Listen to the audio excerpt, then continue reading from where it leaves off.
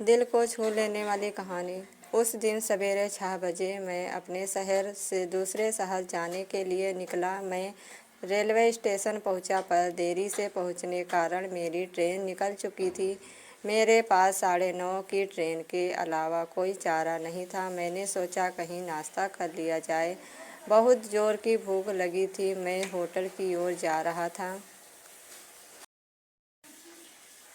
अचानक रास्ते में मेरी नज़र फुटपाथ पर बैठे 2 बच्चों पर पड़ी। दोनों लगभग 10-12 साल के रहे होंगे। बच्चों की हालत बहुत ख़राब हो चुकी थी। कमज़ोरी के कारण अस्थिपंजर साफ दिखाई दे रहे थे। वे भूखे लग रहे थे। छोटा बच्चा बड़े को खाने के बारे में कह रहा था। बड़ा उसे चुप कराने की कोशिश कर रहा था। मैं अचानक रुक गया। दौड़ती भागती जिंदगी में यह ठहर से गए।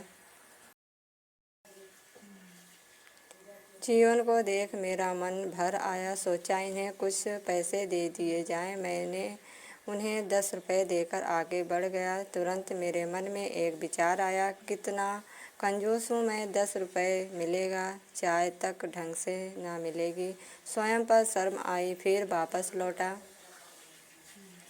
मैंने बच्चों से कहा, कुछ खाओगे? बच्चे थोड़े असमंजस में पड़े। मैंने कहा, बेटा मैं नाश्ता करने जा रहा हूँ, तुम भी कर लो।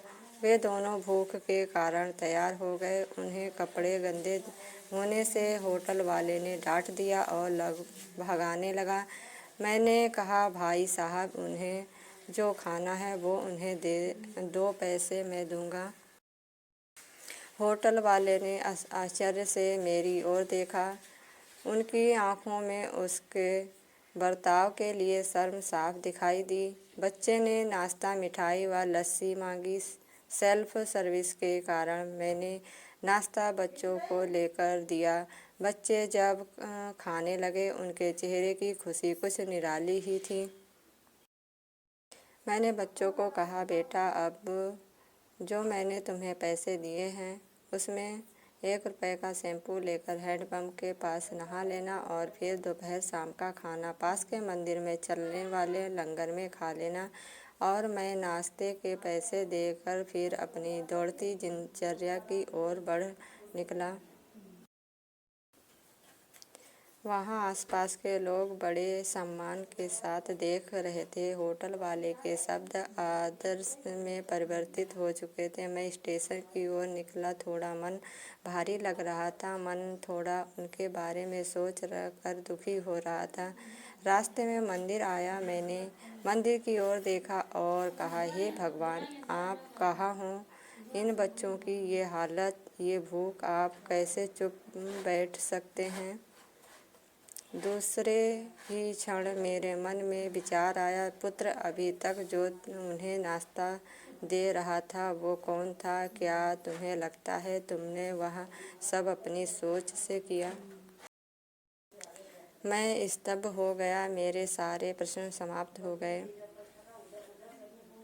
ऐसा लगा जैसे मैंने ईश्वर से बात की हो। मुझे समझ आ चुका था, हम निमित्त मात्र हैं, उनके कार्यकलाप के वो महान हैं। भगवान हमें किसी की मदद करने तब ही भेजता है जब वह हमें उस काम के लायक समझता है। किसी मदद को मना करना वैसे ही है जैसे भगवान के काम को मना करना है।